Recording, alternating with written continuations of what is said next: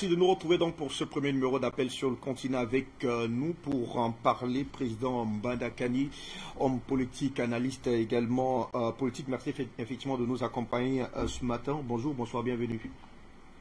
Je l'ai dit cet après-midi. Donc nous sommes ravis, mon cher Ndom, je suis très content de vous retrouver sur ce plateau. Depuis votre mariage, on ne s'est pas vu. Tout à fait. J'ai un regard spécial pour votre épouse que je salue. Je salue tous les techniciens de la maison qui se battent pour qu'on ait des émissions dignes du niveau de notre télévision. Je salue toute la communauté d'appel sur le continent. C'est une émission consacrée aux appelants. Et je mesure la gravité de l'heure au regard de notre thème de cet après-midi, qui est un thème majeur, qui est un thème grave, qui marque un tournant majeur dans l'histoire du continent africain.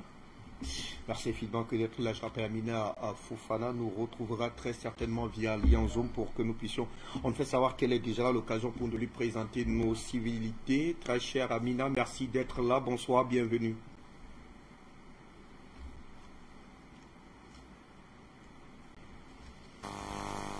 Est-ce qu'elle est avec nous depuis Bamako?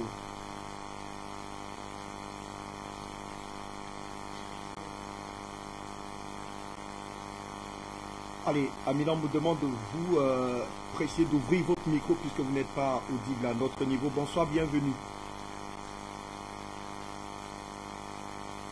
S'il s'agit de moi, je n'entends rien, je ne vous entends pas. Si jamais il s'agit de moi. Nous vous recevons sur ce plateau. Amina Chastekate nous permettra de vous avoir en visuel. Voilà, merci que d'être là. Je crois que c'est désormais rétabli. Je vous entends pas. Voilà, je crois que c'est parfait. On vous prend à chaud puisque vous résidez à Bamako et certainement l'information est longuement relayée depuis quasiment quelques minutes désormais, faisant état donc de cette note du gouvernement malien qui demande donc à l'ambassadeur français de libérer 12 heures. Est-ce qu'on peut avoir davantage de précisions à votre niveau au sujet de cette actualité? Bonsoir, j'ai oublié votre prénom, excusez-moi. Donc, bonsoir au panel, bonsoir à vous tous et bonsoir aux grands hommes de l'ombre que sont la régie, qui sont au niveau de la régie de Afrique Média. Bonsoir à tous ceux qui nous suivent en ce moment. Merci beaucoup de me poser cette question.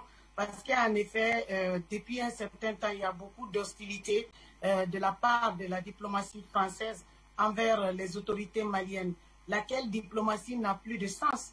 Parce que si vous vous rappelez bien que au sommet de Montpellier, comme M. Mbanda-Kani le nomme, au sommet de Montpellier, ben, Macron a encore insulté, Macron en personne a insulté nos autorités.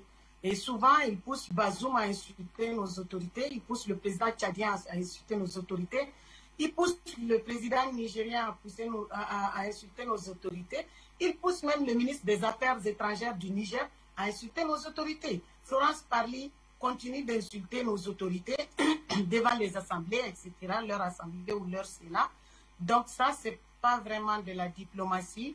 Et l'ambassadeur a été déclaré persona non grata.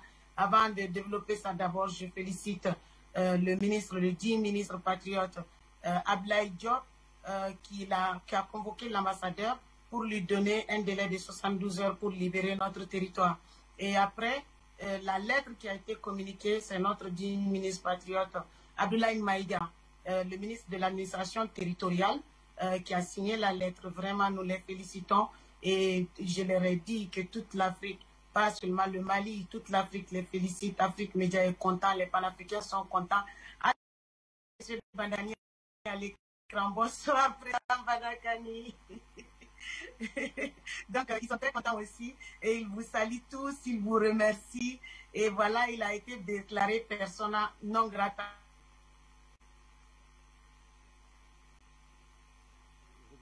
Parce que de leur diplomatie, hostilité, vis-à-vis, il y a quelqu'un qui m'appelle, quoi. C'est pour ça que je continue de parler. Donc, le chef de leur diplomatie, Jean-Yves Le Drian, a vraiment dépassé les bornes cette fois-ci. Comme je vous le disais tout à l'heure, qu'ils ont appelé le ministre. Ça même, c'est pas mentionné. Je l'ai vu, je l'ai visionné.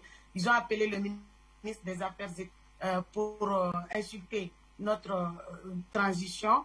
et je pense en coulisses qu'ils lui ont promis hein, ils lui ont promis de faire de lui un président au Niger. Quand, ça je ne le sais pas.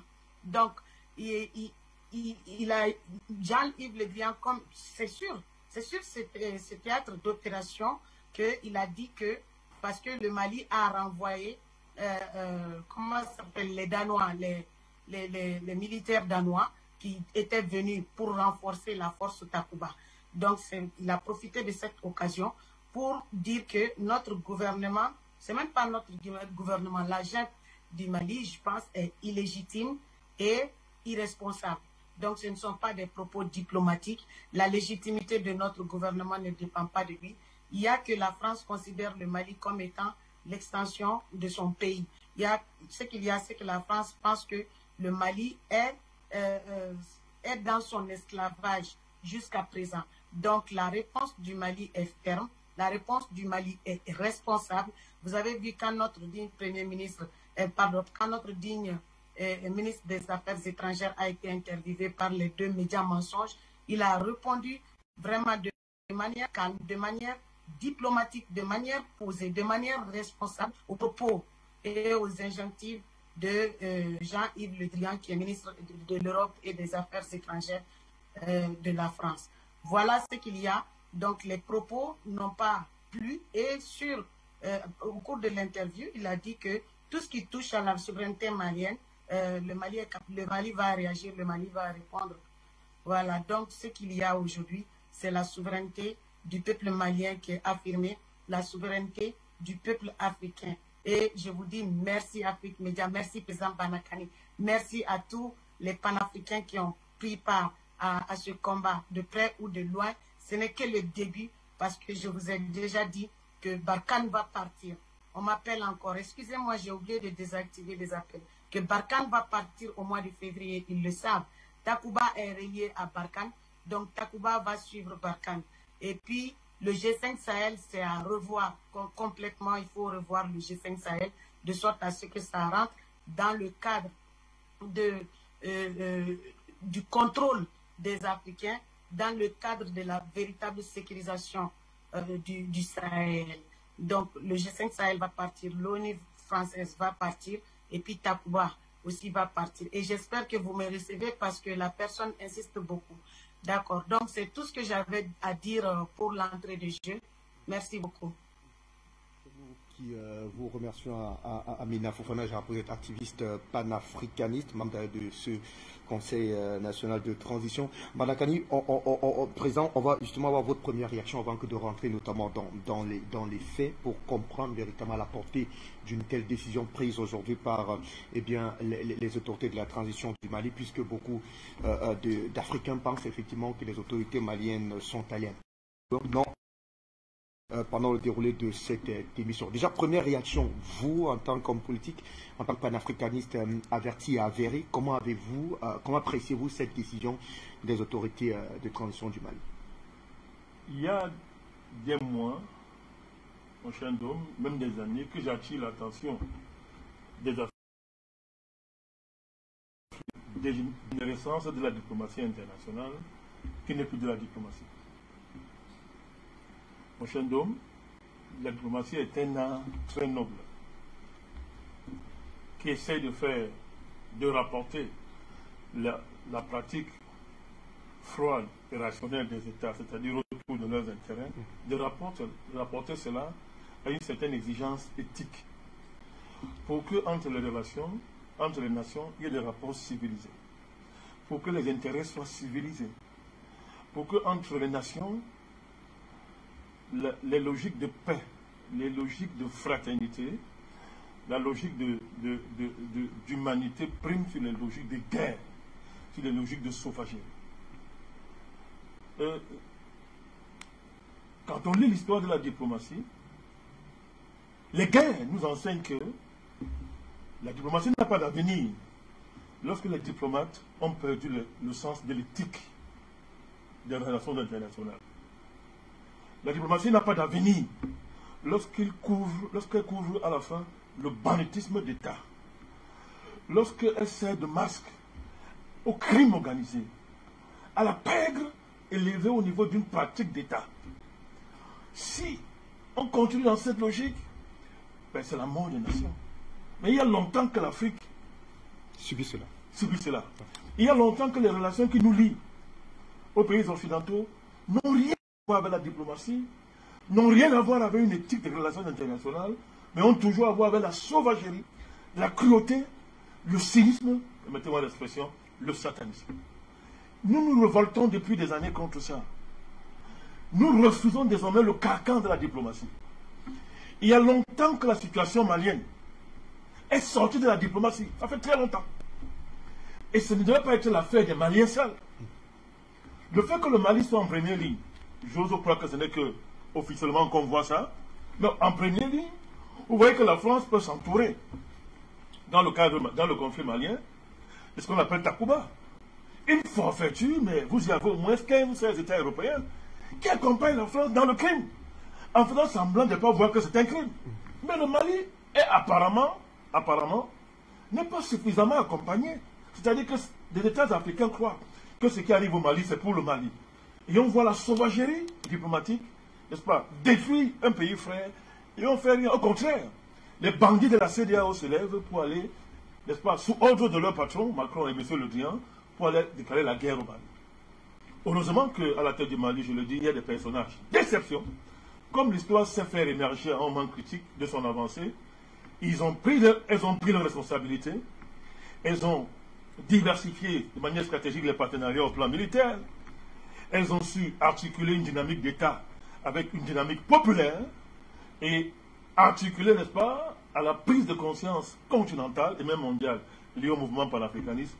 Nous avons les résultats que nous avons, et mon cher Ndom, je ne suis pas surpris. Je ne veux pas entrer dans une histoire de timing. Ce serait manquer de respect aux autorités du Mali. Moi, je ne suis pas surpris. Ça ne pourrait pas continuer comme ça. Comment est-ce possible, mon cher Ndom, que tout le monde voit comme étant des bandits, des criminels, Le Drian, M. Macron, parce qu'ils sont présidents de la France, aller détruire le Mali en plein jour, je dis en plein jour, c'est-à-dire en plein jour, détruire le Mali, vouloir arracher le Mali aux Maliens en plein jour, en créant la guerre, le terrorisme, armant les terroristes et tout, en plein jour. Et quand les Maliens s'organisent au niveau populaire et au niveau de l'État, n'ayant jamais rompu un seul engagement international, n'ayant jamais manqué à aucun de leurs devoirs qui les lie de manière diplomatique à la France, les autorités maliennes tous les jours reçoivent injure sur injure. Mépris d'ailleurs. Mépris, injure sur injure. Mais de la part de qui? C'est grave. De la part de qui? De M. Le Drian. Le Drian, c'est un homme qui peut parler à un Malien. Donc, Le Drian, c'est un homme qui peut parler en Mali. Le Drian. Macron. Mais il y a quand même un niveau. Mais ça vous rend fou. Quelle sagesse peut expliquer la tolérance à l'égard d'un tel comportement? Quelle sagesse il y a derrière ça? Quelle est la tolérance qu'il y a derrière ça? Mais c'est de la lâcheté à un moment donné. Il fallait ça. Et ce qui devait arriver est arrivé. Les autorités maliennes ont pris leurs responsabilités et imposé un acte historique. Donc ça fait des siècles, ça fait des millénaires que nous ne vivons plus ça. C'est-à-dire que, oui, il y a eu des actes qui nous ont donné de la dignité. Il y en a eu. Depuis 60 ans, on ne peut pas parler des siècles passés. Je ne voudrais pas convoquer ici la grande geste historique de tous les héros africains, de tous les grands résistants depuis 2000 à 3000 ans, qui ont sauvegardé le nord de ce continent par les combats qu'ils ont menés. Ils ont perdu des guerres, mais ils ont gagné des batailles. Pour qu'on gagne la vraie guerre, je n'ai pas le temps de rappeler, mais depuis 60 ans, c'était très rare. Les gestes d'honneur et de dignité. On a eu ça avec Sankara, on a eu ça avec Olympio, on en a eu avec les héros Wandji et consorts, on en a eu avec Pamumba, Modibo Keïta, on a eu ça avec les Ndiobo Keïta, les Sékou Touré. Mais c'était pas ça. Il y a eu à l'intérieur du tragique. Il y a eu du tragique qui ont fait croire à certains que ça ne vaut pas la peine de résister. Que c'est un combat qui ne vaut pas la peine parce que le blanc est trop fort. Mais ce qu'on vit là, ça faisait très longtemps qu'on voit ça. De voir devant nous une construction historique, n'est-ce pas? Une démarche, une dynamique au niveau d'un État, d'un gouvernement historique, n'est-ce pas? Fait de fermeté, fait de rationalité, d'intelligence tactique et stratégique, mais, alors là, fermement décidé, n'est-ce pas, en termes de perspective, en termes d'orientation globale et géopolitique, de restauration de notre dignité. Mon cher Dom, c'est un grand jour pour le continent africain. Oui, les autorités maliennes ont fait ce qu'il fallait faire. Elles viennent de briser un signe indien qui consistait que, pendant que le bourreau crame notre cou, nous gémissons, on nous dit respectez-le, ne l'insulte pas, ne parle pas, parce que c'est la France, ce sont les États-Unis, non, non, non, on bombardera ton pays, on va t'enterrer vivant, ne parle pas. Nous respirons un peu. Il y a de l'air frais qui émerge du continent africain cet après-midi à partir du Mali. Un air de dignité, où des Africains dignes de son nom se réconcilient avec la fierté historique multimillénaire du continent africain. Cette fierté qui a inauguré la fierté de l'humanité. Mon cher Dom, on voit ça aujourd'hui mettre sur la table pour rappeler à un État sauvage, à un État bandit comme la France, n'est-ce pas, dirigé par des irresponsables, n'est-ce pas, les devoirs élémentaires de la diplomatie. Et bien que le Mali disparaisse, on voit. Et bien on va voir si le Mali va disparaître. Parce qu'on a osé rappeler à l'ordre, rappeler aux élémentaux de la diplomatie, la voyoucratie diplomatique française. Quand vous lisez le communiqué, tout à fait. Mais c'est rempli. On va d'ailleurs avoir une image. Voilà. Vous voyez très bien, comme vous lisez le communiqué, les choses sont claires. Le Mali est clair. Le Mali continue que nous sommes toujours ouverts. Le Mali, le communiqué est clair. Tout à l'heure, vous avez eu raison de dire, de mesurer en disant que est-ce qu'on va vers la rupture des relations diplomatiques. Parce que quand vous lisez le communiqué de l'État malien, tout en étant ferme, la porte est ouverte. Tout à fait. La porte est ouverte. Il n'y a pas une hostilité. Il n'y a pas une hostilité structurelle à l'égard de la France, mon cher Dom. Il n'y a pas un sentiment anti-français dans la diplomatie. Parce que ce qu'on fait au Mali là, on ne va pas faire ça ailleurs. Ce que le petit voyou de Le Drian et son faux patron de Macron font là, ils ne peuvent pas faire ça ailleurs. Regardez quand il y a eu la crise avec Erdogan. Regardez quand il y a eu avec l'Italie. Est-ce qu'on a vu ce comportement? Vous avez vu ça? Comme nous sommes des nègres, on nous méprise, on se croit tout permis. Eh bien, c'est le départ d'une dynamique qui est irréversible. C'est terminé. Et nous avons prévenu ce qu'on appelle autorité française depuis 10 ans. Sur leur arrogance, sur leur condescendance, sur leur cruauté, sur leur criminalité, sur leur indécence. Évidemment, on ne parle pas à la France comme ça. C'est un grand pays. C'est leur hésitation matérielle. La France, c'est un grand pays. Mais on n'est pas un grand pays quand on compte sur la misère des autres pays qu'on écrase. On n'est pas un grand pays. Que la France laisse d'autres pays européens même dire qu'ils sont des grands pays. Encore que tout ça, c'est sous réserve. Mais il y a des pays européens qui vivent sans colonie depuis très longtemps. Mais un pays comme ça qui est nourri matin, midi, soir, qui est habillé, qui est nourri, qui est éclairé, à tous les niveaux par l'Afrique et les Africains, être aussi irreconnaissant à l'égard des Africains de cette manière, il y a un problème. C'est un problème très grave, mon cher Dom. Donc, nous sommes de tout cœur. Nous apportons notre soutien total aux autorités maliennes. Nous osons féliciter le grand président Assimi Goïta, que nous considérons comme le président élu du Mali.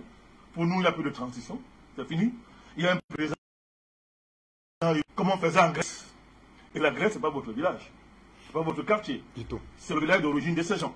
C'est leur berceau historique. Donc, on voit ce qui s'est passé au Mali dans les manifestations. Pour nous, le président Assimi Goïta et le premier ministre du Mali et le gouvernement, les éléments du gouvernement malien sont des élus. C'est un gouvernement élu, c'est plus une transition. Alors, ce que pense la on se fiche. Ce que pense la France, on en a cru. Ce que pense l'Union européenne, on en a cru. Ce que pense l'ONU, on en a cru. Mon cher Dôme, il ne s'agit pas pour nous de méconnaître les contraintes des relations internationales. Mais il n'y a plus de relations internationales. Depuis la chute de Berlin, il n'y a plus de relations internationales. Il y a du banditisme international, il y a du crime organisé au niveau international, il y a du terrorisme d'État au niveau international. Nous, c'est nous, en dernière instance, les panafricanistes, les garants du droit international. Parce que c'est au nom de ce droit que nous on crie ici. C'est au nom de ce droit que nous rappelons le voyou de l'État français à respecter ce droit international, écrit, formel. Mais c'est nous qui rappelons à ces gens que, mais écoutez, nous ne sommes pas dans un espace international sans règles, sans loi, sans droit. C'est nous qui rappelons ça. Mais ils ont oublié ça très longtemps pour remplacer la diplomatie par leurs règles à elles. Par leurs règles à elles. Et leurs règles à elles, c'est quoi? C'est les intérêts, c'est l'ivresse de la puissance, mon cher Dôme. C'est la folie de la puissance, c'est le crime qui s'égare et se prend pour la norme, et se prend pour l'éthique. Le crime devient le bien, et c'est ça qu'on veut nous imposer. Vous comprenez? Parce que de quoi est-ce qu'on parle? Et puis j'étais par là. D'accord. Nous sommes au courant. Et là, je veux dire ça. Peut-être que je vais vite par rapport à votre timing, mais je veux dire ça. Il y a ce qui est public là, dans le communiqué. Mais nous faisons de l'investigation. Et tout à l'heure, je vais vous le dire. Il y a des choses qui ne sont pas dites sur le communiqué, que l'on va dire. Puisqu'on va revenir pour tout à fait, comprendre comment, voilà. qu'est-ce qui a justement conduit qu'est-ce qu'il y a derrière tout ça. Voilà. Naturellement, Amina Fofana, nous vous retrouvons et on veut davantage savoir comment est-ce que cette décision est vraiment accueillie d'abord au sein du Conseil national de transition, mais aussi du côté de Bamako. Comment est-ce que l'on a vécu notamment, ou alors l'on vit notamment cette décision, du moins ce communiqué qui a été rendu officiel il y a quelques heures seulement? Je vais... Ah, le micro est activé. Bon, j'avais déjà précisé ici que le Conseil national de transition équivaut à l'Assemblée nationale. C'est comme si vous dites le Parlement. Donc, le Conseil est un organe de la transition. Voilà. Donc, c'est accueilli par les peuples. Vraiment, je pense qu'on va même organiser une grande manifestation. Parce qu'aujourd'hui est un grand jour. Et pour le Mali, et pour l'Afrique. Aujourd'hui est un jour mémorable. Aujourd'hui, c'est le jour où, toute la matinée, dès que j'ai vu ça, je n'ai fait que pleurer. Parce qu'il y a plusieurs façons d'exprimer son émotion et je n'ai pas arrêté de les féliciter. Yerewolo n'a pas arrêté de les féliciter. Je pense que ça vaut, on doit faire en sorte d'organiser une grande manifestation à l'honneur de la transition, à l'honneur de nos militaires. Donc, voilà, je voulais vous rappeler que ce n'était pas la première fois que l'ambassadeur de la France avait été convoqué par le digne ministre des Affaires étrangères, son Excellence Abdoulaye Diop. Il l'avait interpellé avant pour des propos similaires, pour des faits similaires. Donc pour moi, c'était un avertissement et ils ne l'ont pas pris au sérieux. Et d'ailleurs, depuis la nuit des temps, les ambassadeurs qui représentent la France ici, quel coup d'État il y a eu en Afrique contre les patriotes où les ambassadeurs de France n'ont pas pris part? Quel coup d'État la France a été opérée en Afrique de l'Ouest ou en Afrique francophone en général à travers des assassinats violents? On voit même au Tchad le président l'ex-président maréchal Idriss Déby qui se rachetait, qui revenait vraiment dans le droit chemin et cela n'arrangeait pas la France et il commençait vraiment il était agacé par les actions de la France, il était vraiment mal en point et il voulait se rendre utile pour la communauté africaine et il a été exécuté purement et simplement. Donc ces ambassadeurs ne sont pas des innocents. Ces ambassadeurs représentent leur État ici. Ces ambassadeurs représentent surtout, parce qu'en France, là-bas, ce n'est pas le président qui gère. Le président, il est nommé, il n'est pas voté. Il est nommé par l'Élysée, par le Quai d'Orsay. Mais ce sont eux par rapport à la feuille de route de De Gaulle. Donc, ce sont eux qui mettent les présidents français en place. Mais ceux qui sont les vrais présidents en France, vous allez voir que c'est le ministre de l'économie et le ministre des Affaires étrangères. Ce sont eux qui gèrent, parce que eux, ils les font tourner dans le gouvernement, ils les font tourner, ils leur donnent, eux, ils sont là pour donner de l'influence à nos politiciens sur place, les corrompre, les soumettre, les mettre dans les loges franc-maçonniques. Donc, ce sont eux, c'est Le Drian même qui gère la France, c'est pas Macron. Macron est posé là seulement, mais c'est Le Drian et le ministre de l'économie, ce sont eux, parce que leur économie dépend du franc CFA, parce que leur économie est garantie par l'or. Et je vais profiter pour vous donner une petite information.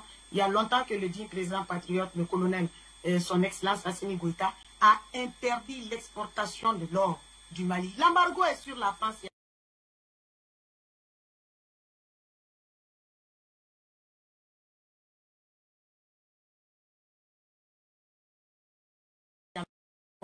Que les papiers qu'elle imprime, et ces papiers-là, même le coton, pour fabriquer ces papiers-là, la France n'a pas ça.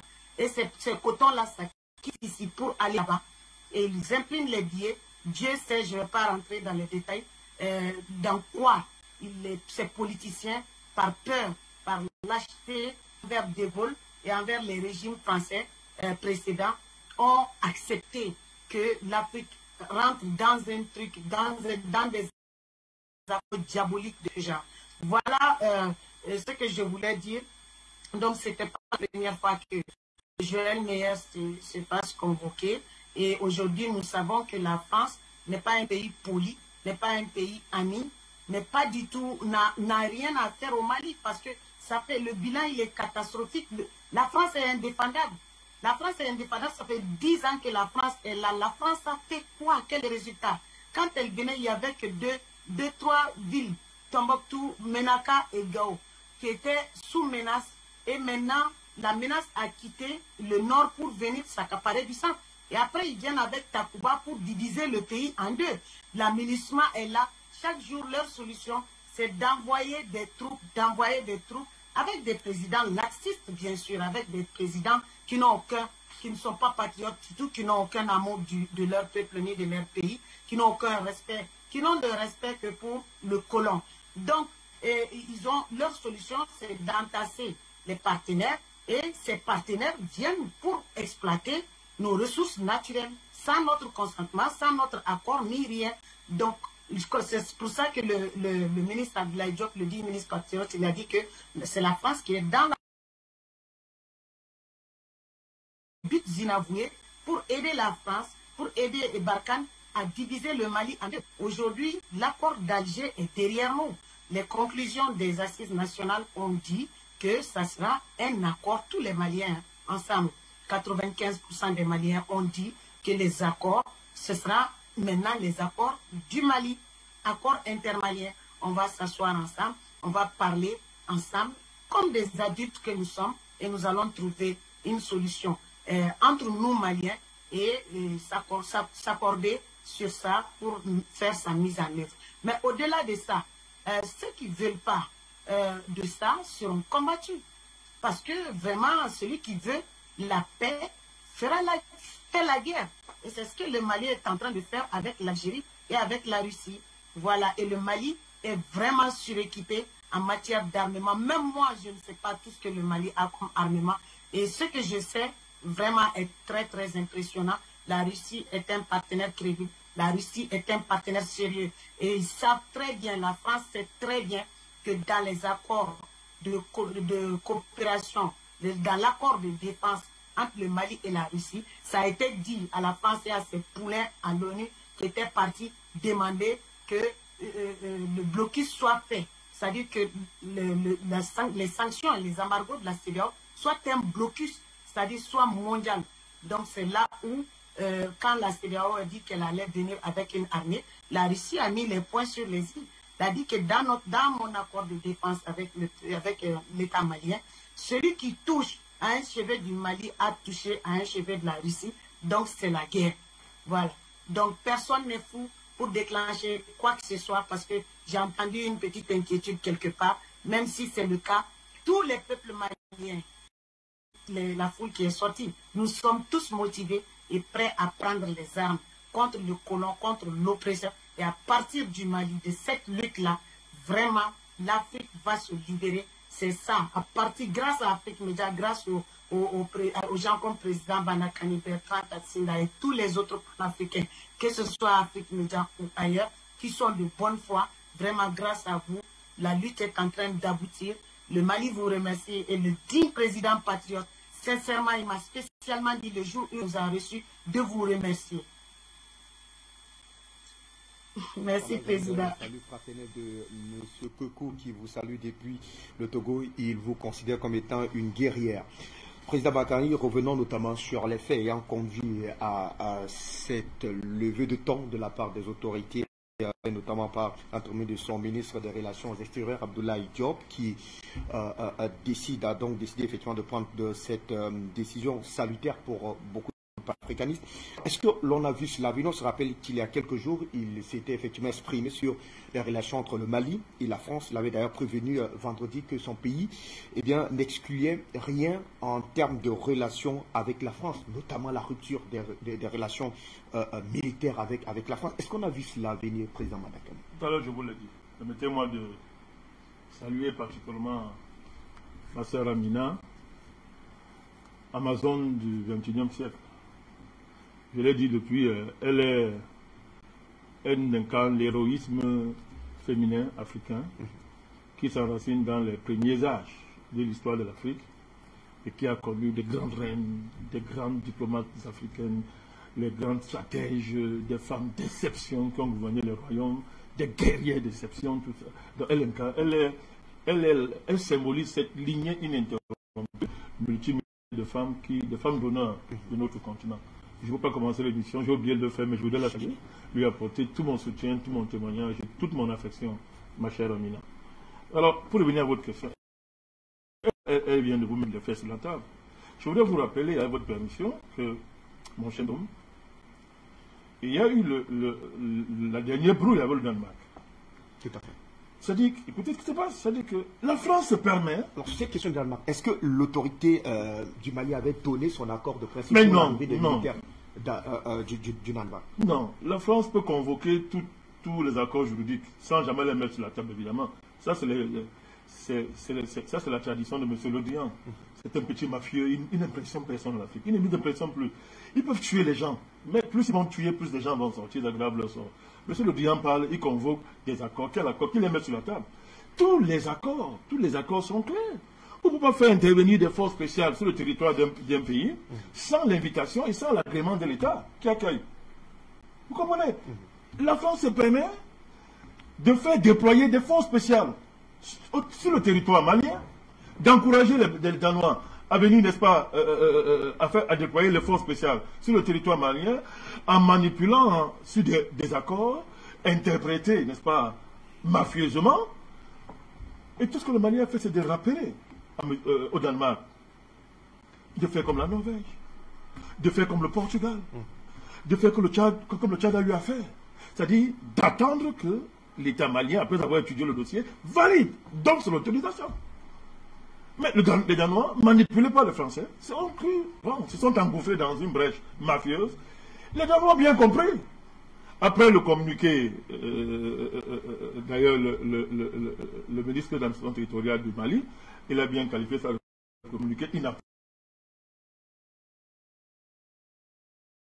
Les Danois ont constaté qu'ils se sont engagés dans une impasse extraordinaire qui devait détruire leur image fabriquée depuis très longtemps par leur fausse philanthropie maquillée qu'ils font en Afrique. Les Danois sont partis. Mais la France en a fait un problème personnel. Tout à fait. Est-ce que depuis là, vous avez vu les autorités maliennes ont demandé à un soldat français, à un diplomat français de quitter le Mali? Vous avez entendu un propos discoutoir d'un responsable malien à l'égard de la France?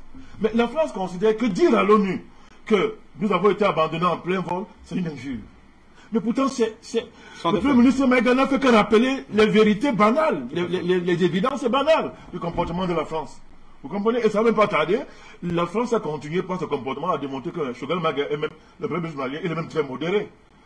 Ça ne pas empêcher la France de rompre les accords qu'il a liés au Mali sans discuter avec les Maliens. M. Macron prend des décisions concernant la présidence de Barkhane, il ne parle pas avec le Mali, il fait ce qu'il veut. Aujourd'hui, je m'en vais. Oui, demain, je reviens, tout ça consorts. Donc, c'est la goutte qui a fait déborder le vase. Le gouvernement malien a rappelé aux Danois les termes de leur accord. Les termes des accords. Les Danois l'ont compris, ils ont retiré leur contingent. Mais M. Le Drian en a fait une affaire personnelle. Il a insulté à mon vision le gouvernement du Mali, dans des termes, en tout cas, qui n'ont rien à voir avec la diplomatie. C'est de cela qu'il s'agit. Vous comprenez? Mais ça, c'est ce qui est de façade. Le gouvernement malien est un gouvernement extrêmement responsable, qui connaît ce qui veut dire gérer les contraintes internationales, gérer les exigences de la diplomatie, des relations bilatérales. C'est pour ça que depuis, quand, vous voyez, quand ils font un communiqué, ils restent sur des faits. Mais nous savons, mon cher homme, il y a très longtemps que nous savons, Amina vient de le rappeler. Monsieur Le Drian est au pouvoir en France depuis De Gaulle. Parce que vous le savez, M. Le Drian. Depuis De Gaulle, il est au pouvoir. Secrétaire d'État, conseiller, député, ministre, il a occupé des fonctions stratégiques depuis De Gaulle. Et aujourd'hui, on a fait des émissions ici là-dessus, je crois aussi avec Amina, il veut incarner ce que j'appelle le néo-foucatisme. Il veut incarner ça, il veut être un néo-foucard. Vous savez que Foucault était le vrai patron de la France. C'était le gouvernement de l'ombre qui décidait tout. Avec De Gaulle, sur le sort de l'Afrique. On tue un président africain, c'est Foucault qui décide. On assassine un ministre, c'est Foucault qui décide. Toute décision concernant le pré carré, c'est Foucault qui décide. Sauf que Foucault était ce qu'il était, mais il avait je veux dire, par rapport à la France, il avait un certain envergure, je dis même par rapport à la France. Pour nous, c'est un criminel. C'est clair, il n'y a pas de débat pour nous. Mais du point de vue français, mais Foucault avait une certaine envergure. Vous comprenez? On pouvait parler avec Foucault, il savait couvrir. Mais depuis qu'il est parti, ce petit minable de Drian, il veut jouer à Foucault sans avoir ni l'étoffe, ni l'envergure, ni la carrure. C'est-à-dire pour porter ce que les enjeux des relations entre la France et l'Afrique. Vous comprenez? Il n'en a pas. Alors c'est un petit mafieux qui fait sa mafia et qui décide du sort des gens. Nous savons aujourd'hui, j'avais dit ici, dès que le maréchal Déby a été assassiné, j'ai pris sur moi, je l'ai dit ici, que c'est Macron qui l'a assassiné. Je l'ai dit ici. Mais nous savons de façon précise qui a donné l'ordre, qui a organisé ça. C'est M. Le Drian. C'est connu. C'est le vrai président de la France, comme disait tout à l'heure Amina. C'est le vrai président de la France. Alors, donc là maintenant, quand vous le voyez sortir des usages de la diplomatie, entre guillemets, pour se permettre d'insulter un gouvernement et un peuple. Mais attends, vous pensez que c'est quoi?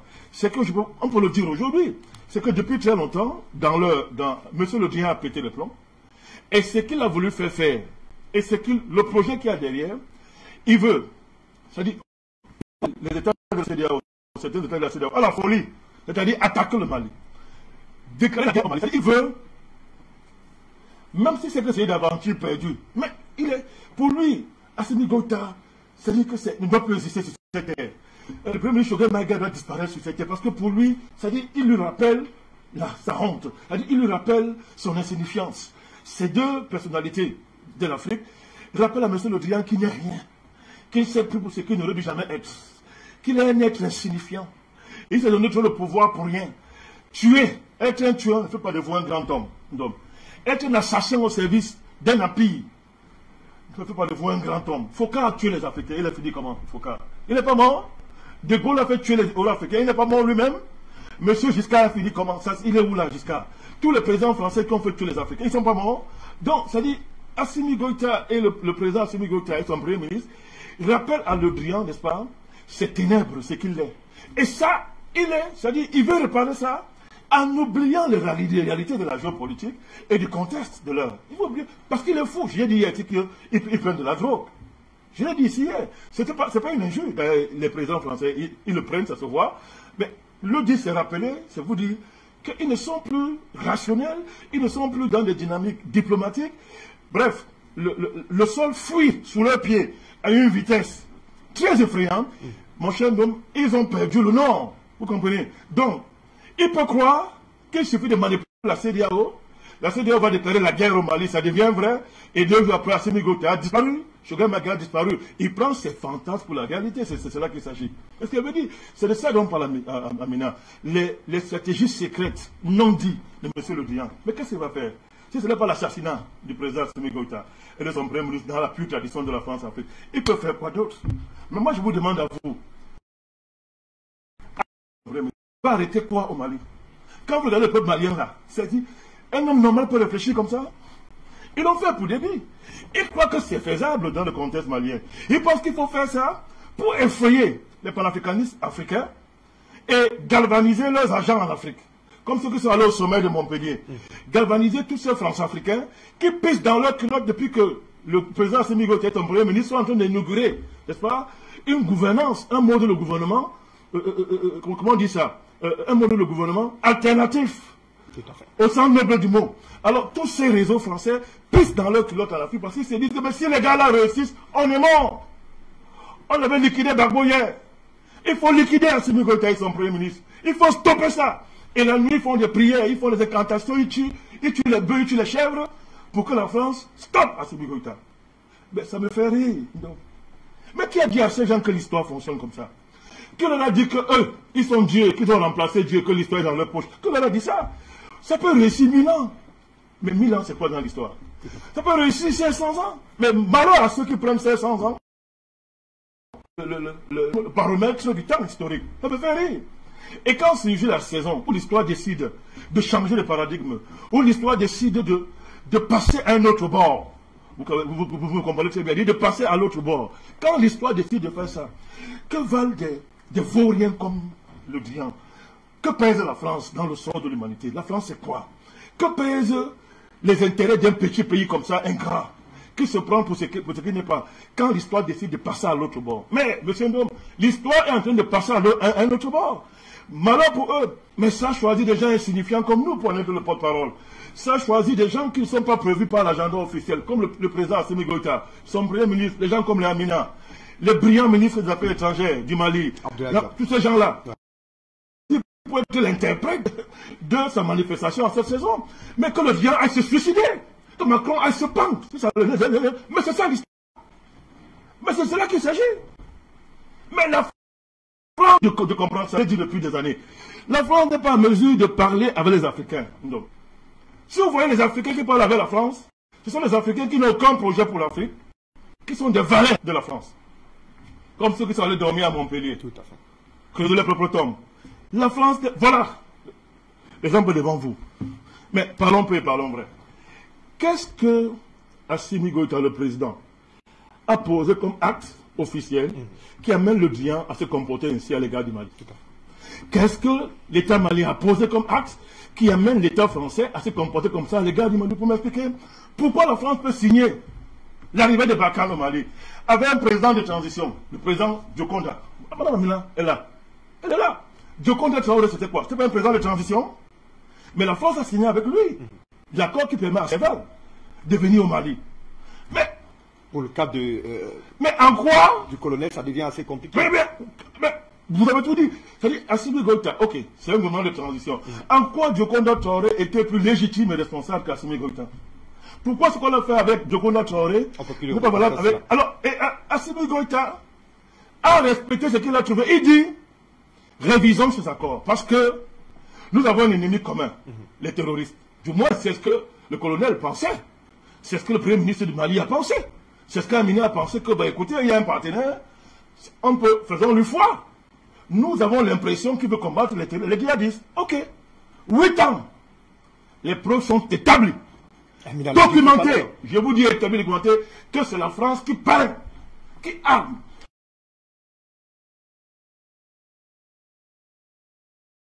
Monsieur Do, on permet ça en plein jour. C'est acceptable ça en plein jour. Les Maliens doivent se coucher et dormir et applaudir la femme pendant qu'elle fait ça au Mali.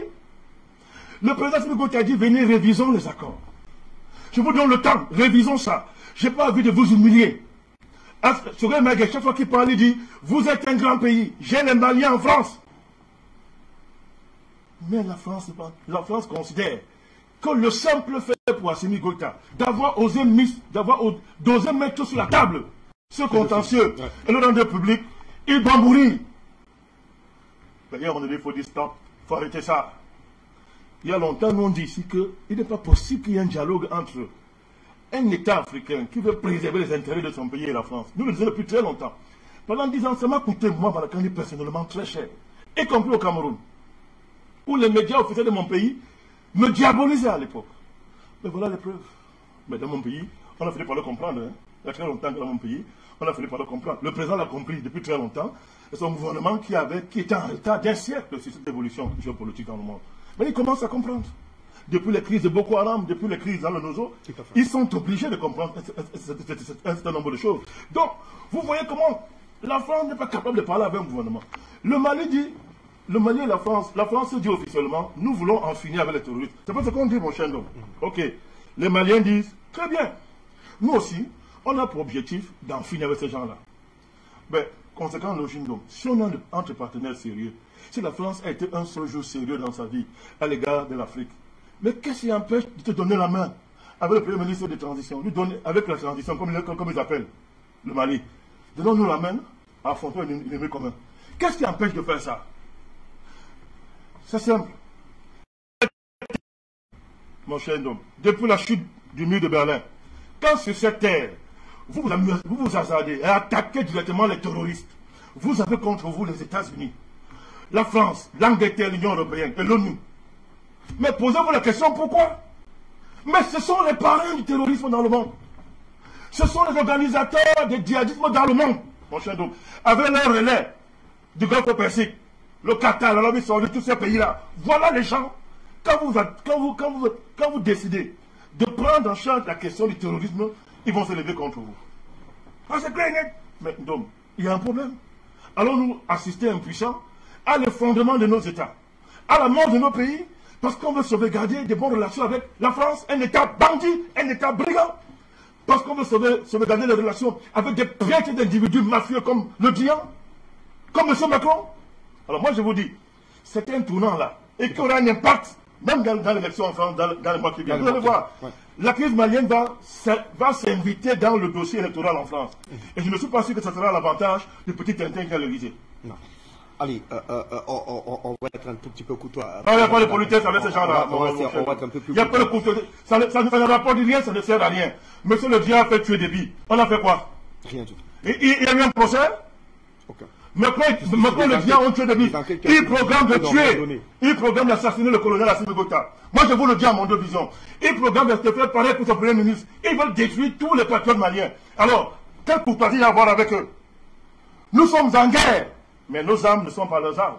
Même sur le plan militaire, le bon Dieu a permis qu'en cette saison, l'Afrique est un allié qui a compris sa responsabilité historique. L'a dit tout à l'heure. Oui, la Russie.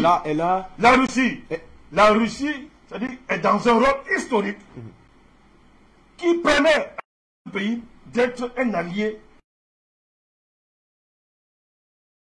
vraiment vu dans l'histoire, qui permet de sauvegarder l'essentiel sur le plan militaire. D'accord. Amina, on va faire un tour très certainement au standard parce qu'il y a beaucoup d'Africains qui souhaitent réagir autour de cette actualité.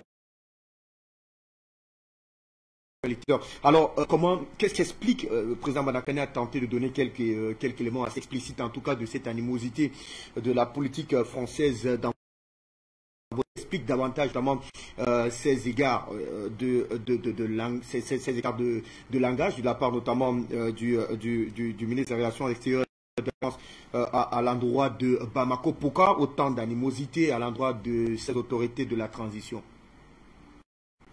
Banakani vient de l'expliquer et il l'avait déjà expliqué. La France ne sait pas y faire avec les patriotes. La France n'a pas appris à parler avec les patriotes. La France, devant un patriote, ils ont l'ordre de Jacques Foccart et de De Gaulle. Ils considèrent ça comme un ennemi à abattre. Donc, ils planifient, ils signent son arrêt de mort. Quand ils n'y arrivent pas, ben, ils sont obligés d'être grossiers. Parce qu'ils n'ont jamais été grossiers comme ça. Parce que il s'appelle, combien ça fait, ce mois de février, ça va faire 6 mois que le vice-président patriote Assimi Goïta a demandé la relecture du traité de coopération, de l'accord de défense entre le Mali et la France. Et la France s'est tue là-dessus. Les médias mensonges français n'ont pas communiqué dessus. Entre-temps, ils espéraient pouvoir l'égorger à la mosquée en complicité avec certains politiciens de la place. Ils espéraient pouvoir l'assassiner, faire un coup d'État, faire 2 coups d'État. Il y a eu plusieurs tentatives de coup d'État. Maintenant, quand tout échoue devant un impérialiste, il devient impuissant. Donc, les propos injurieux du ministre des Affaires étrangères de la France ne reflètent que son éducation. Ces propos injurieux ne reflètent que leur impuissance vis-à-vis de l'État malien.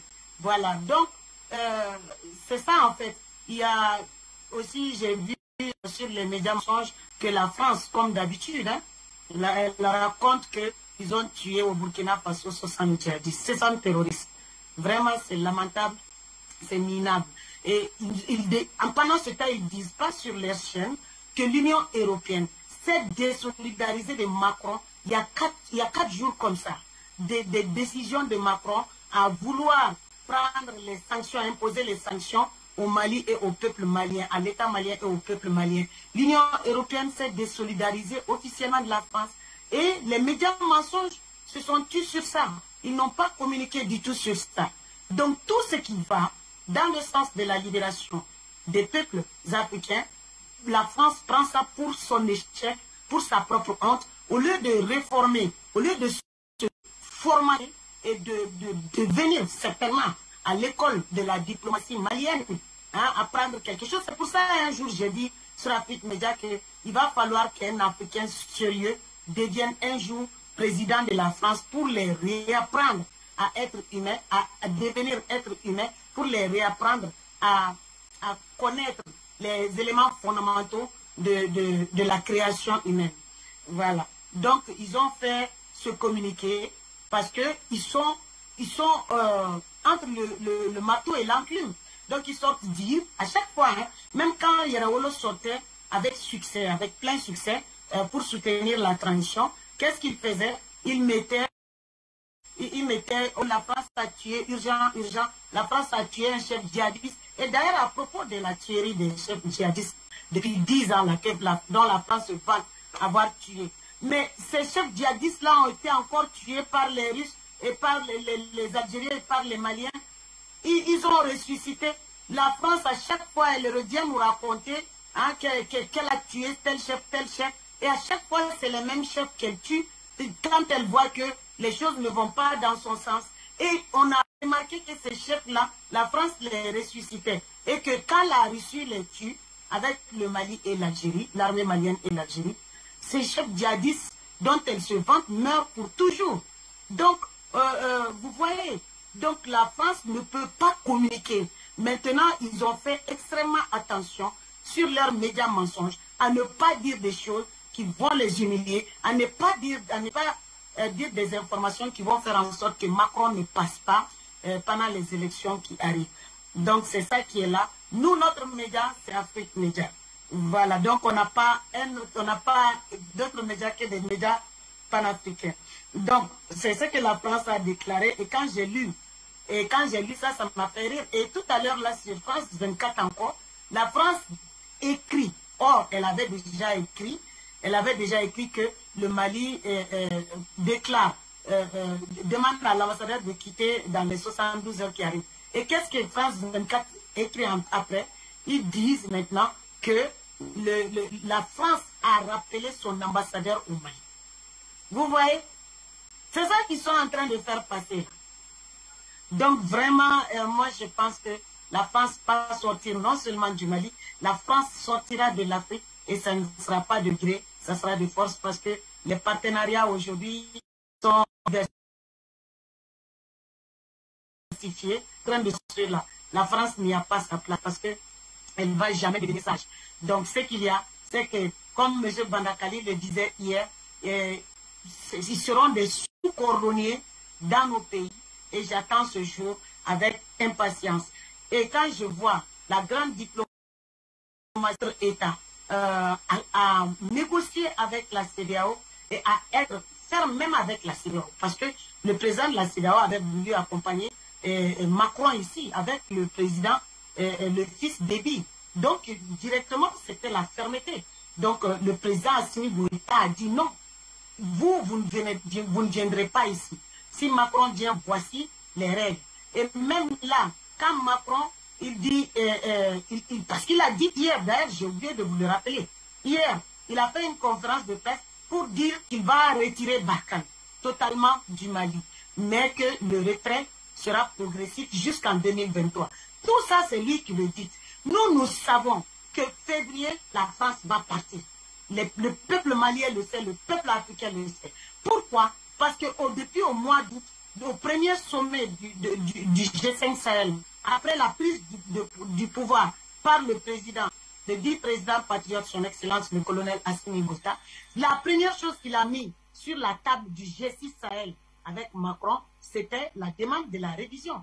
Et cette clause est dedans. Cela veut dire que si Macron ne répond pas, parce que ça va faire 6 mois, au bout de 6 mois, le 6e mois c'est le février, si Macron ne répond pas, le contrat est cassé, sinon le contrat doit se terminer jusqu'en 2024.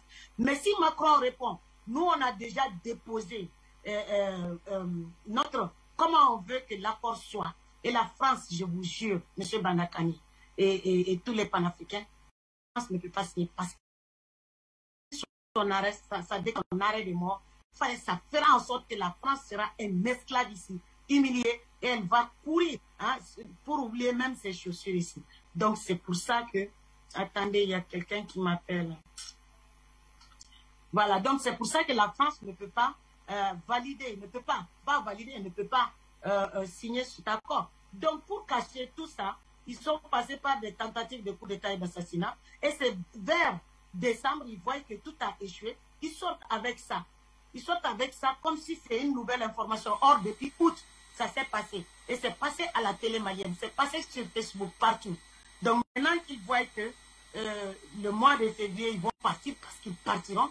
Donc ils sont en train de faire... Et même au mois de février, ça ne m'étonnerait pas, comme Macron vient de le dire. Macron, ce qu'il dit, c'est toujours dans une posture impérialiste.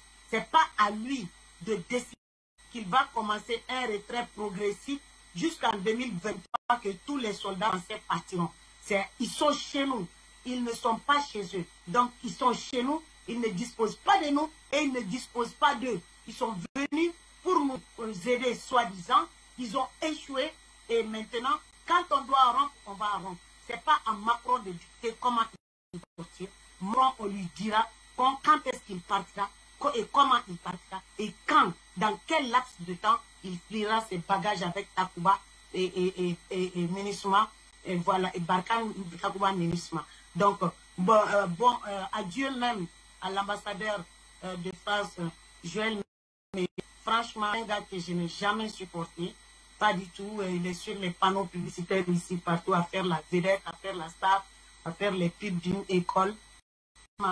Alors, personne non grata, on est fiers de on est fiers maliens de la vraiment Dieu les bénisse, que Dieu les protège, que Dieu protège tous les panafricains d'Afrique et d'Afrique. La pirouette de France 24, ça fait rire. Ma soeur Amélie, ne t'inquiète pas, nous avons sauvegardé la vidéo. Nous avons sauvegardé l'élément de France 24 qui commente le communiqué du gouvernement malien. À ce moment-là, c'est reconnu clairement, ils le connaissent clairement que le gouvernement malien vient de demander de donner 72 heures à l'ambassadeur de France de quitter le territoire malien. L'élément est là. Donc, ça montre une fois de plus qui gouverne la France. Et quelle est la valeur des médias français qui intoxinent les et de faire le tri, oui. Mais les médias français, ce sont des poisons. Ce sont des poisons. Par rapport à l'Afrique Média, elle vient de le dire. Moi, je vous donne l'information, j'étais obligé de le dire. À l'heure actuelle, j'ai des informations et des éléments sur le projet français contre l'Afrique Média. Je vous le dis. Le PDG, j'ai des pas là, désolé, mais il faut le dire, que le monde entier sache qu'actuellement, la diplomatie française a décidé d'éteindre l'Afrique Média. Surtout par rapport au dossier malien. Et pas des mécanismes terribles. Je vous dis, j'ai des éléments. Nous sommes prévenus. Nous sommes prévenus. Il est même question d'actionner certains gouvernements africains, d'actionner certains réseaux au Cameroun, d'actionner des réseaux dans d'autres pays africains pour en finir avec l'Afrique Média. Des actions vont être entreprises, hommes déjà commencé, pour déstabiliser le média et le faire taire et le faire taire. Donc, je le dis, lorsque le PDG va rentrer, j'ai des éléments sous la main. Je ne parle pas en l'air. Je ne dis jamais rien en l'air. Donc, c'est pour dire à Amina, conforter ce qu'Amina est en train de dire. La dynamique qui est mise en place, nous sommes tout ça. Ce n'est pas la première fois, ce n'est pas la deuxième fois, ce n'est pas la troisième fois. Vous vous souvenez ici, M. Ouattara a mis des milliards en jeu pour fermer cette télévision, pour le compte de ses patrons français. Donc, ce n'est pas la première fois. Donc, le projet est là, nous savons. Je suis en train de nous dire pourquoi la France sache. Nous, on est déjà au courant. On a les éléments, on a des comptes par rapport à ça. Vous avez, Amina veut dire un truc qui est très important. Le devenir de la France. Quand elle vous dit que les Français seront coordonnés en Afrique, vous prenez ça comme si c'était une blague. Il y a une ancienne puissance coloniale qui est en train de vivre ça. Les Portugais. Mais les Portugais sont des garçons de course en Angola, vous ne le savez pas? Les Portugais portent le sac de patrons angolais. Je dis porter le sac. Les Portugais sont domestiques en Angola. Allez, ils lavent les assiettes. Oui, le Portugal qui veut revenir, que la France m'a depuis là pour venir au Mali là. Les Portugais, l'Angola a acheté des parties du Portugal. Pourtant, le Portugal est l'ancien pays colonisateur de l'Angola. C'est un exemple qu'on vous donne. Les gens pensent que c'est le jeu. La France va être le pays le plus malheureux de l'Europe. À cause de la cruauté de ses dirigeants. À cause de la méchanceté des dirigeants français. Mon cher homme, les lois de l'univers établies par le seul vrai Dieu, comme moi je crains plus que tout, ces lois sont implacables. Qui tue par l'épée, paye par l'épée. Celui qui sème le sang, récoltera le sang. Celui qui construit sa gloire en détruisant la vie, récoltera le salaire de ses crimes. La France est un pays qui a bâti sa gloire, sur le sang, sur le crime, sur la destruction de notre nation. Ça peut durer 300 ans, peut même durer 500 ans, mais le retour est implacable. La France ne peut pas rayer les lois implacables de l'univers, établies par le vrai Dieu. C'est impossible, mon cher homme. Donc, quand Amina vous dit, quand elle prophétise, comme on est en train de faire les Français, les gens pas un jour. Si on avait dit aux Français que sa destruction, ou bien sa ruine, viendrait du Mali, elle n'aurait jamais cru. Parce que pour la France, le Mali était devenu quoi? Un chiffon de ménage. Le Mali était devenu un papier hygiénique pour la France. Où on a assis, on contrôle. On a créé Takuba, on allait chercher les frères européens. Que venez. Le Mali c'est fini, on est assis. Venez, chacun, on va se partager là. Mais c'est nous les Français, on est devant. Vous avez 15 pays européens qui sont allés signer l'alliance de Takuba en sachant pertinemment que c'est du brigandage diplomatique. Que c'est banditisme d'État. Ils ont signé. Les pays de Danemark est en train de fuir. D'autres vont fuir en cachette. Pourquoi ils ont signé? Parce qu'ils savaient que c'est la grande France. En Afrique, qui peut parler à la France? La France règne en Afrique. L'Afrique a été créée pour la France. Dieu a dit, c'est un commandement divin, que les Africains sont nés pour travailler pour la France. Ils sont esclaves de la France à vie. Voilà la tête de la France. Mais c'est là-bas que l'histoire, qui est l'autre nom de Dieu, est allée assiéger. Là où elle croyait être la plus assise, c'est là où le vrai Dieu, le maître de l'histoire, est allé l'assiéger. Paris est assiégé, mon saint homme. La France est en état de siège. Et c'est un état de siège divin. Le Mali n'est que l'instrument dans les mains de Dieu. Le Mali n'est que l'instrument dans les mains du vrai Dieu, mon cher homme. Parce que les lois de l'histoire sont implacables. Il n'y a pas un seul empire qui s'est élevé et n'est jamais tombé. Il n'y a pas. C'était moi un seul empire. L'histoire est remplie d'empires qui se sont élevés de leur propre gloire, avec des tyrans, des rois les plus cruels, les plus arrogants, les plus condescendants. Mais quand l'heure de la chute était arrivée, oh mon Dieu, c'est-à-dire, on a écrit sur le mur, j'étais pesé, tu ne vaux rien. Vous connaissez l'histoire. J'étais pesé, tu ne vaux rien. Donc, on a pesé la France. À l'heure du bilan de ce cycle historique qui se referme, mon cher homme, on a pesé la France. Elle ne vaut rien sur la balance dans la balance de l'histoire. Le poids est rempli de sang, de poison, de crimes, d'assassinats, de mensonges, d'injustice. C'est plein de coupe à plein. Le péché des Amoriens a atteint son corps. Je suis obligé de parler comme ça. La coupe de la France est pleine, un peu cotée. C'est pour ça qu'Amina peut vous dire ce qu'elle a envie de vous dire. Et moi, j'ai rencontré, ceux qui m'entendent là sont témoins. Nous avons rencontré des Françaises dans une réunion qui nous ont dit, elles pleuraient. Nous allons venir ici chercher à laver un beau pied, on ne pourra pas. Il dit des jeunes Françaises, des Africains qui m'écoutent là, des Camerounais m'entendent là, ils sont témoins. Une Française qui pleurait sur le sort de son pays. Au regard de ce que la France infligeait aux pays africains, elle a prophétisé contre la France. Elle a dit des paroles ce jour-là. C'est une Française. Non, on l'a rencontrée par hasard. Il y en a comme ça 2 ou 3 ou 4 que j'ai rencontrés dans ma vie, dans des conférences, qui pleuraient sur le sort de leur pays. On ne peut pas construire comme ça, mon cher homme. On ne peut pas bâtir sur de telles bases. Je termine avec les... D'accord. Pourquoi ne pas ces appels en Oui, je termine avec les responsabilités du peuple français. Jusqu'à la dernière minute, nous allons continuer à distinguer la France du peuple français. Tout à fait. Il faut bien non. Je dis, nous allons continuer à distinguer la France du peuple français. Je suis l'un des rares panafricanistes qui a été solidaire du peuple français dans ces batailles contre le voyou qui est à sa tête. J'ai appelé ici aux Français à retrouver les traces de leur histoire pour renverser le voyou qui est à l'Élysée. Ils comprennent même couper sa tête, parce que c'est leur tradition. Ils coupent la tête de leur roi. Donc, nous sommes solidaires du peuple français. Mais les Français doivent prendre leurs responsabilités. L'heure est arrivée de se poser des bonnes questions. Est-ce que les Français pensent être un grand peuple en laissant à leur tête des dirigeants comme M. Macron? En se laissant gouverner par les négrians, des mafieux? Ça, c'est la responsabilité de la France. Eux qui ont renversé des rois, coupé la tête des rois, guillotiné des rois, mais ils sont devant leurs responsabilités. C'est le peuple français. Ce grand peuple, qui est l'âge noble de son histoire, doit se demander si aujourd'hui, c'est ça son histoire, est dirigée par des gens comme Macron, des gens comme les Le Drian. Bref, avoir cette classe politique minable. Minable, c'est la question fondamentale. Et M. Macron, lui, à l'heure où nous parlons, Amina vous l'a dit, à l'heure où nous parlons, M. Macron, c'est ce qu'il est en train de faire. Il est à genoux devant M. Poutine. Vous savez pourquoi? Moi, je vais vous dire. Parce qu'il a peur de la puissance informatique de M. Poutine. Il est en train de cibler que, pardon, Ne relâche pas tes informaticiens contre moi, que mes dossiers secrets soient dehors. C'est ce que Macron est en train de négocier pour son deuxième mandat. Il est à genoux devant Poutine. Il est prêt à tout avec Poutine. Mais je suis désolé.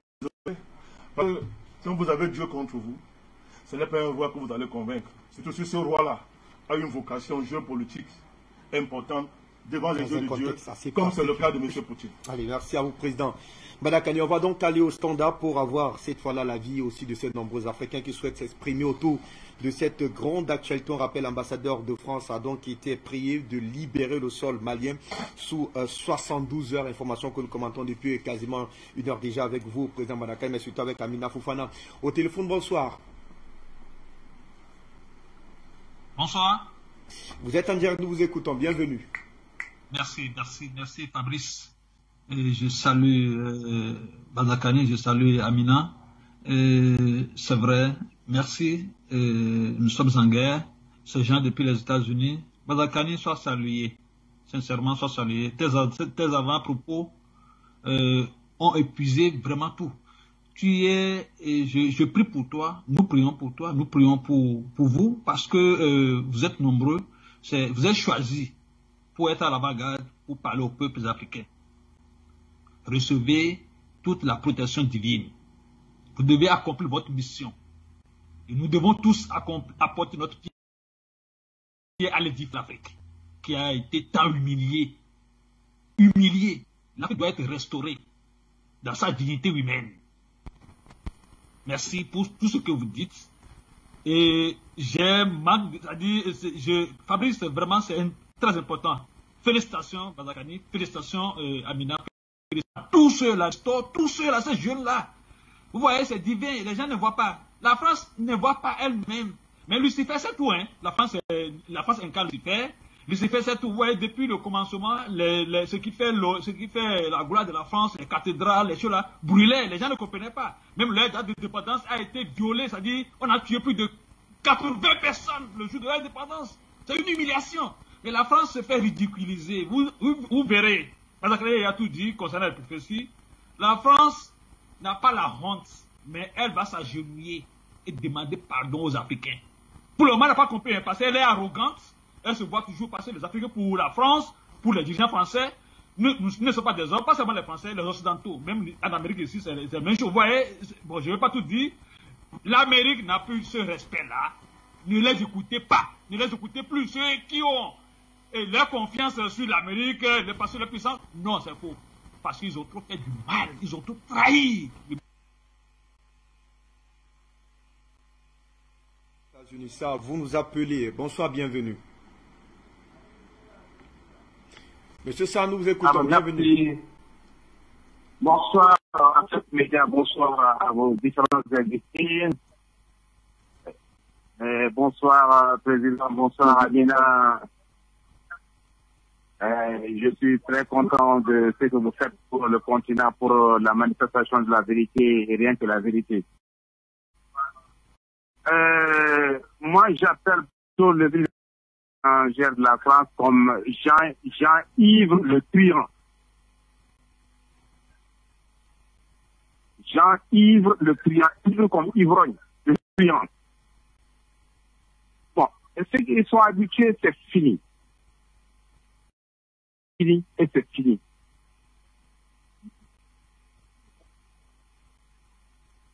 Donc, nous allons continuer ce combat au Mali. Et jusqu'à ce que vraiment tout aille là. Il n'y a aucun problème. Merci pour les autorités maliennes. Le départ est là pour l'Afrique. Nous allons réussir. Les Panafricains qui supportent le Mali, on vous aime comme vous nous aimez, on vous aime. Ces dirigeants maliens, ce sont des dignes fils. Des dignes fils du pays, des dignes fils africains qui vont libérer le continent. Il est essentiel, Inch'Allah, l'Afrique va être libérée. Merci pour Alpha Media, merci pour tout ce que vous faites pour eux. Et en avant pour la vie. Merci à vous, monsieur Sarr, d'être passé par ici. Philippe, nous vous retrouvons depuis la Californie. Merci que d'être là. Bienvenue à vous. Merci beaucoup. Je dis bonjour ou bonsoir déjà au président Badakani. Je dis bonsoir à Amina. Je suis vraiment très fier de ce qui se passe actuellement en Afrique. vraiment, Thierry, nous sommes en guerre. Nous sommes vraiment en guerre. Moi, j'ai toujours dit qu'il faut vraiment que nous déclarions une guerre à la France. Ça, c'est inévitable. Ce pays nous a tellement fait mal. Après tout ce qu'ils ont fait en Afrique, tout ce qu'ils ont fait sur le peuple malien, le peuple frère malien, que les gens, le peuple frère malien, prennent ce qui vient de se passer et de le pays en un pays par la France.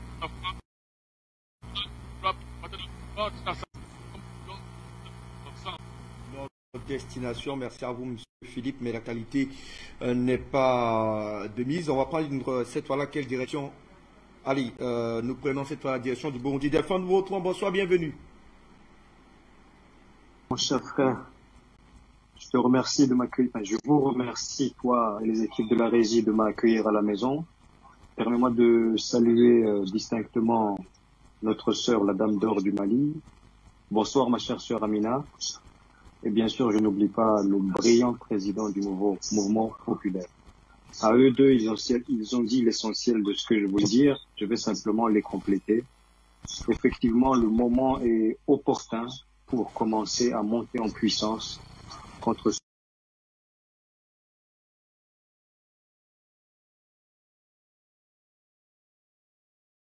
déjà sur le sol malien. Je vais juste en citer deux, il y en a plus, mais deux suffisent. L'Algérie d'une part, la Russie d'autre part. Vous pouvez vous permettre de demander à l'ambassadeur donc de France de quitter le territoire, parce que au moindre soupçon qui viendrait des militaires français qui sont pas loin du Mali de vous agresser, vous savez déjà que vous pouvez leur administrer une réponse réciproque et dissuasive. Au-delà, je tiens aussi à féliciter, je l'ai déjà fait, mais je tiens vraiment à le faire parce que il marque l'histoire, il est entré dans l'histoire. La récente prise de parole du très brillant ministre des Affaires étrangères malien, en la personne de son Excellence Monsieur Abdoulaye Diop, il mérite vraiment que j'utilise tous les titres qu'il tient, parce que vérité, c'est la première fois, peut-être que je vais choquer certains ce soir, mais si on met de côté la génération de notre père Keïta, Monsieur Abdoulaye Diop, vraiment, c'est la première fois que je suis vraiment fier d'être un compatriote de nos frères et sœurs des Maliens. Je me considère comme un Malien du Burundi parce que vraiment Monsieur Abdoulaye Diop, ainsi que ses homologues bien sûr, Monsieur Assimi Goïta, Shogala Maïga, vraiment ils nous ont redonné la fierté. Ils sont une réincarnation de Papa Keïta. Donc, à partir de maintenant, je sais que c'est déjà le cas, les terroristes se font raser sur le territoire par l'aviation russe. Il faut continuer. Et à chaque fois qu'un bavard, soi-disant démocrate, qui vient de Paris, va ouvrir sa bouche à tort et à travers, n'hésitez pas à le gifler. Giflez-le. Chaque pays qui se respecte agit de même. Demandez aux Algériens. Chez nous, les autorités belges rasent le sol. Monsieur Bandakani parlait des Portugais qui rasent le sol en Angola. Les Belges font de même au Burundi. Donc, nous, les Burundais, attendons de voir les Français traités pareillement dans l'ensemble de la zone CFA. Donc, je ne vais pas m'éterniser au micro. Afrique Média, le monde c'est nous. Je vous rends le micro, mon cher. Merci à vous, Delphin. Hilaire, on terminera par lui avant de revenir sur le plateau, conclure cette émission. Depuis Bafoussam, bonsoir, bienvenue.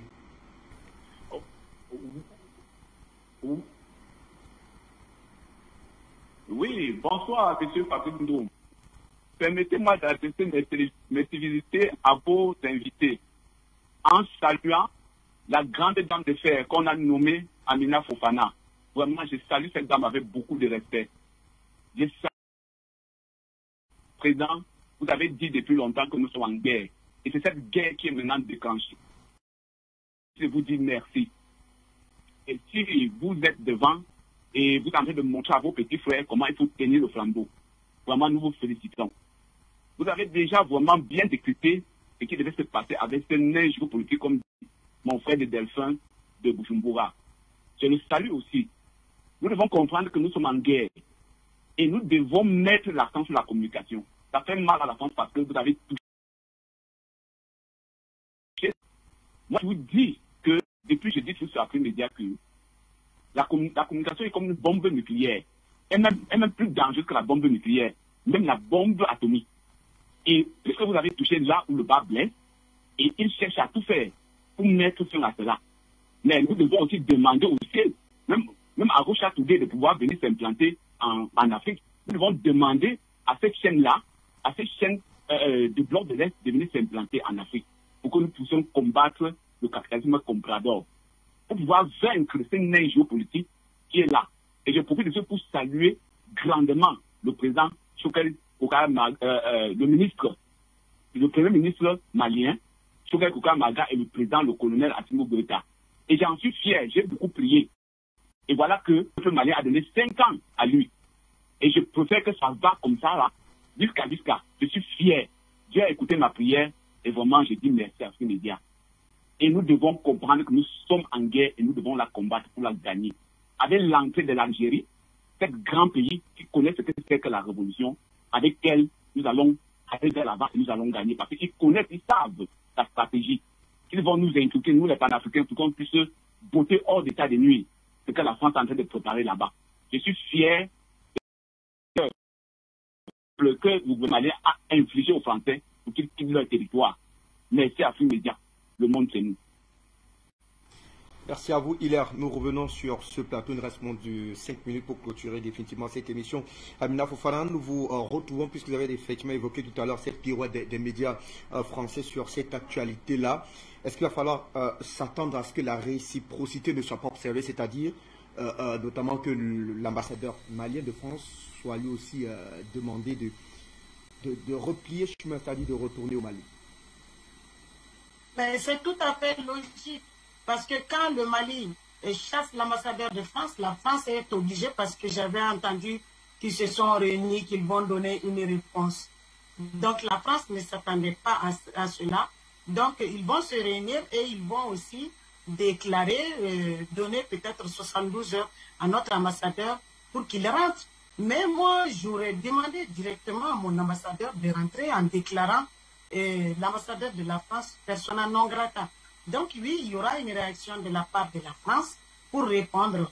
Au lieu de négocier, moi ça m'arrange personnellement, ça nous arrange. Hein, son arrogance, parce qu'elle est comme ça de nature, elle est trop bête.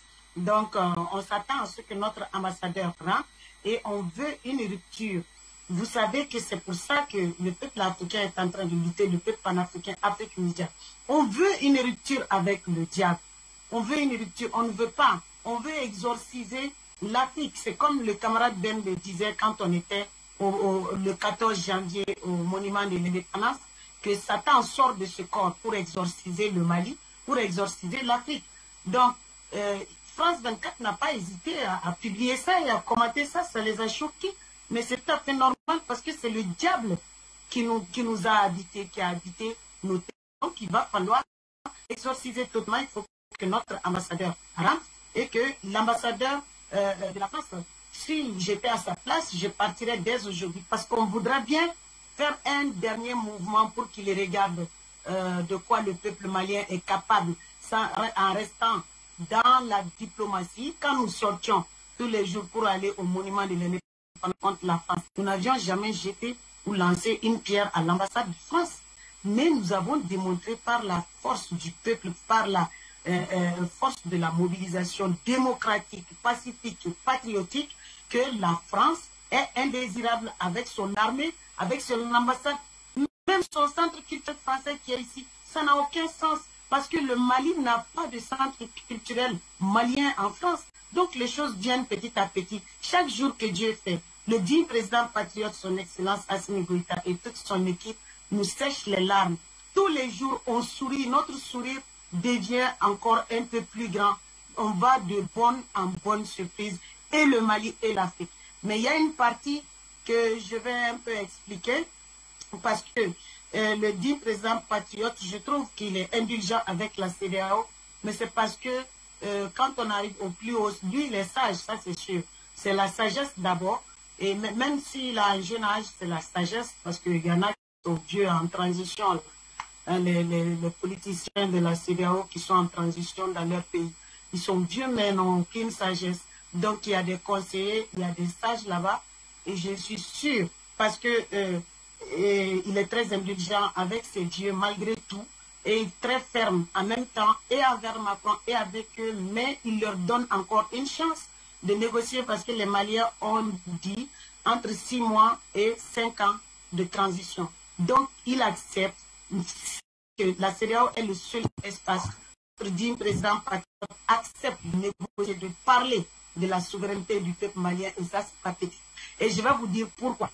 Parce que dans notre hymne national, il est dit que le Mali est capable de renoncer à sa souveraineté.